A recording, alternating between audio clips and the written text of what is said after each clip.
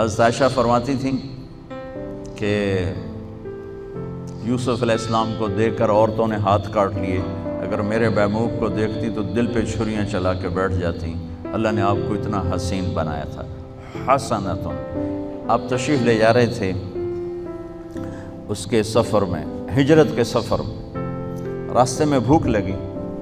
تو رابغ ایک جگہ ہے، آج کا نام اس کا رابغ ہے، وہاں ایک خیمہ ملا، وہاں ایک بڑھیا بیٹھی تھی، تو اس سے کہا ماں جی ہم مسافر ہیں، کچھ کھانا مل جائے گا، ہم پیسے دیں گے۔ میں نے کہا بیٹا کھانا کہاں سے آیا، قحط کا زمانہ ہے، تو ہم تو مہمانوں سے پیسے نہیں لیتے، لیکن ہمارے پاس کچھ ہے ہی نہیں کھلانے کے لیے۔ تو آپ نے فرمایا یہ جو بکری کھڑی ہے اس کا میں دودھ نکال لوں؟ وہ کہنے لگی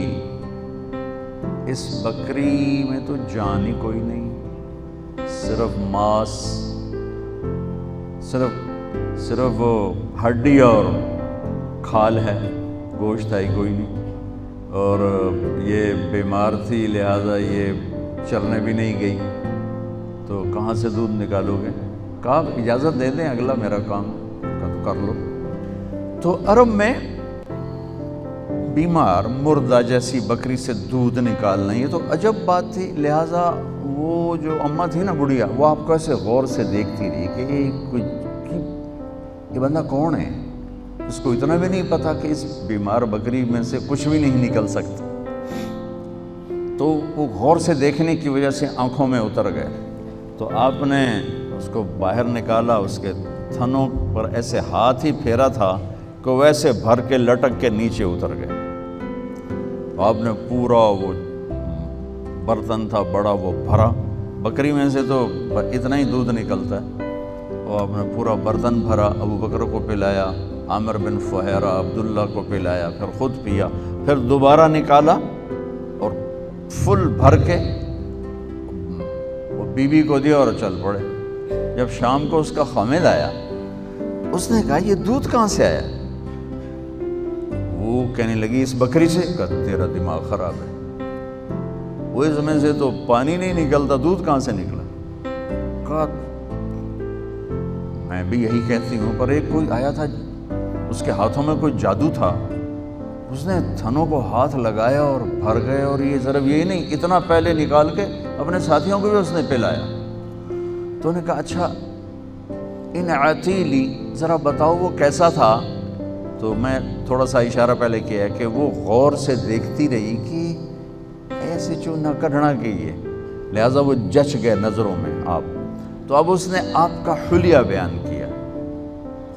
سبحان اللہ، آپ کے حلیے پر پوری کتابیں ہیں، لیکن جو لفظ یہ ماں بولی ہے نا، کسی ایک نے ایسے لفظ نہیں بولے، ایک نے، حالانکہ بڑے بڑے حضرت علی جیسی ہستیوں نے اب ہمارے نبی کا حلیہ بیان کیا ہے، جو سب سے بڑے فصیح انسان تھے اللہ کے نبی کے بعد، لیکن اس ماں جیسا کوئی نہیں بیان کر سکا۔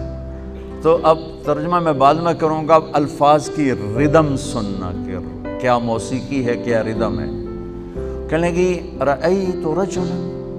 ظاہر الوضاء ابلج الوجه حسن الخلق لم تعبه ثجلة ولم تزر به سعلة وسيم قصيم في عينيه دعج في أشفاره وطف في لحيته كثافة في صوته سحل في عنقه سطح أزج أقرن أحور أكحل إن تكلم علاه البهاء وإن سكت علاه الوقار كأن من حلو المنطق لا فصل ولا نزر كأن منطقه خرزات نزم ينحدرن یا يتحدرن فهو أندر الثلاثة۔ کوئی اندازہ ہوا کہ کس طرح ایک جیسے گرتی آبشار ہو، ظاہر الوضاء ابلج الوجه حسن الخلق۔ کہنے لگی ابو معبد کیا بتاؤں، مجھے یوں لگا جیسے 14ویں کا چاند ہی کپڑے پہن کے زمین پہ اتر آیا۔ کیا ابلج الوجه، مجھے لگا جیسے 14ویں کے چاند نے کپڑے پہن کے زمین پہ آ کے ڈیرا لگا لیا، چمکتا چہرہ، نورانی چہرہ،